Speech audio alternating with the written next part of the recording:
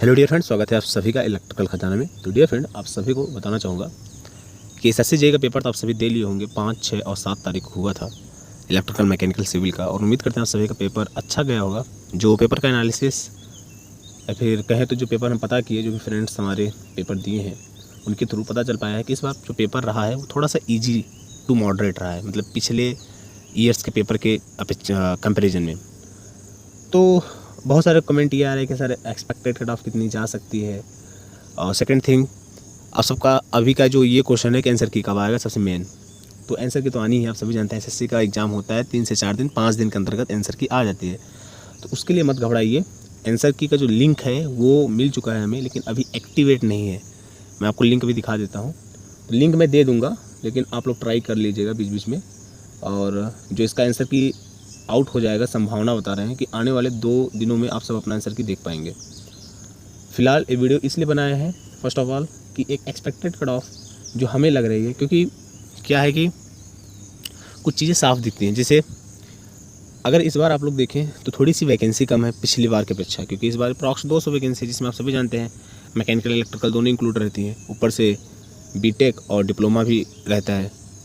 जबकि पिछली बार देखें तो इस बार से 20-30 वैकेंसी ज़्यादा थी, और जबकि पेपर ही पिछली बार टफ़ था इस बार के बच्चा, तो पेपर टफ़ था प्लस सीट भी थोड़ी सी ज़्यादा थी। तो आप सब देख पाए होंगे कि आप सबके जो प्री कट ऑफ था वो 131 नंबर गया था, यूआर का 131 पॉइंट कुछ था, और यही 131 समथिंग कुछ था ओबीसी का भी, ठीक है।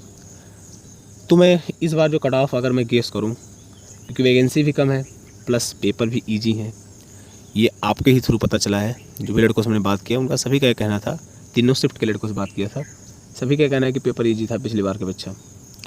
और ये भी सुनने में आया है कि 5, 6, 7 तीनों शिफ्ट में सबसे जो हार्ड शिफ्ट था, इलेक्ट्रिकल की मैं बात कर रहा हूँ, वो 7 तारीख के पेपर को था। तो देखिए, हमेशा से ये रूल रहा है कि अगर शिफ्ट वाइज पेपर हो रहा है अलग अलग शिफ्ट में, तो जो शिफ्ट का पेपर टफ होता है उस शिफ्ट के को मतलब नॉर्मलाइजेशन स्कोर मिलने के पूरे चांसेस होते हैं। अभी आप लोग ये सोचते होंगे यार नॉर्मलाइजेशन नंबर मिलता क्या है, तो मैं थोड़ा सा कॉन्सेप्ट बता दूं नॉर्मलाइजेशन नंबर कैसे मिलता है। अगर आप ये सोचते हैं कि नॉर्मलाइजेशन नंबर एक्यूरेसी से मिलती है तो आप बिल्कुल गलत सोच रहे हैं। नॉर्मलाइजेशन एक्यूरेसी से नहीं, शिफ्ट पर डिपेंड करता है। जैसे होता है क्या है कि प्रत्येक शिफ्ट का एवरेज निकालते हैं, और उन सभी में देखते हैं कि सबसे कम किसका एवरेज जा रहा है।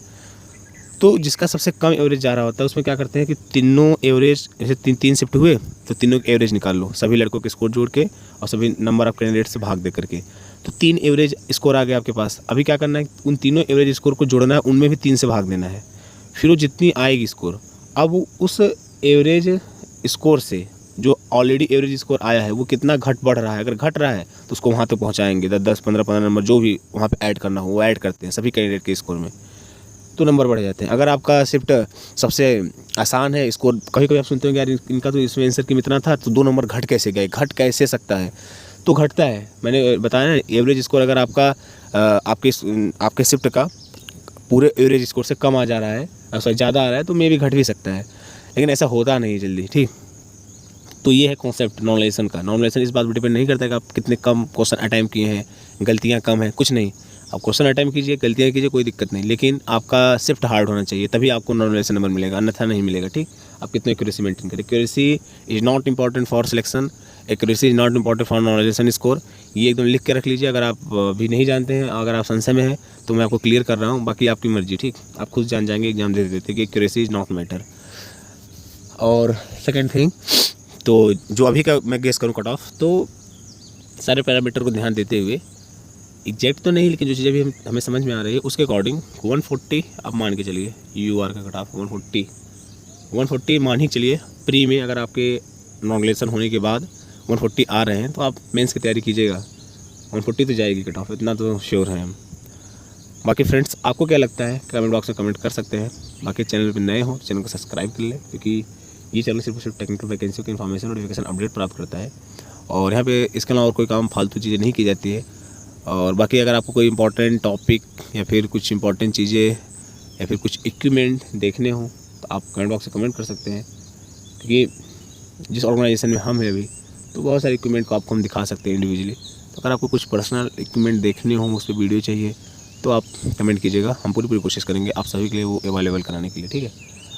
और आंसर की आंसर की आप सबका आने वाले 2 दिनों में देखने को मिल सकता है, तो थोड़ा सा पेशेंस करिए। जब भी आंसर की का लिंक तो खैर मिल गया है, लेकिन जब भी एक्टिवेट हो जाएगा, खुलने लगेगा, तो भी मैं आपको अपडेट दे दूँगा।